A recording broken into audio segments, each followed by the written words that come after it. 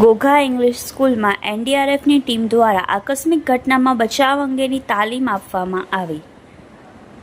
ઘોઘા ગામે આવેલ શ્રી ઘોઘા ઇંગ્લિશ સ્કૂલમાં જિલ્લા વહીવટીતંત્ર અને વડોદરાની એનડીઆરએફ ટીમે આકસ્મિક ઘટનામાં કેવી રીતે બચી શકાય તે માટે ડેમોન્સ્ટ્રેશન સાથે તાલીમ આપી હતી.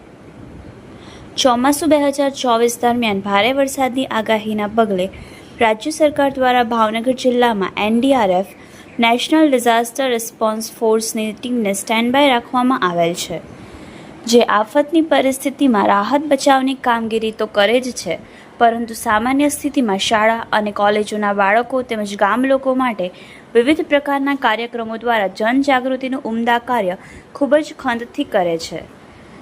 જે અંતર્ગત આજરોજ વડોદરાની એનડીઆરએફની ટીમ ઘોઘા ગામે આવેલ ઘોઘા ઇંગ્લિશ સ્કૂલ ખાતે આવી પહોંચી હતી અને આકસ્મિક ઘટનામાં કેવી રીતે બચી શકાય તે માટે ઓરિએન્ટેશન તેમજ ડેમોન્સ્ટ્રેશન સાથે તાલીમ આપી હતી, જેમાં આગ, પૂર, વાવાઝોડું, ભૂકંપ અને રોડ અકસ્માત વગેરે જેવી કુદરતી આફતો અને ક્યારેક બનતી આકસ્મિક ઘટનાઓમાંથી કેવી રીતે બચી શકાય તેના માટે વિદ્યાર્થીઓ સમક્ષ ડેમો કર્યો હતો.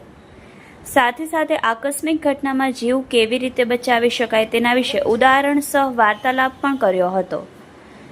વિદ્યાર્થીઓ પણ બચાવ કામગીરીનો લાઈવ ડેમો જોઈ અચંબિત થઈ આફતો સામે રક્ષણ કેવી રીતે મેળવી શકાય તેની સમજ મેળવી હતી. આમ શાળાના વિદ્યાર્થીઓ કુદરતી અને કૃત્રિમ આફતો વિશે સમજે અને તેમાંથી કેવી રીતે બચી શકાય તેના જ્ઞાન અને સમજ માટે એનડીઆરએફની ટીમ અને જિલ્લા વહીવટીતંત્ર દ્વારા ખાસ પ્રકારની તાલીમ આપવામાં આવી હતી. આ કાર્યક્રમમાં DPO disaster Dimpalben Teraiya, inspector NDRF Rajnish Patel, શાળા સ્ટાફ અને મોટી સંખ્યામાં વિદ્યાર્થીઓ ઉપસ્થિત રહ્યા હતા. Bureau report, Yashvi Gujarat news, Ghogha.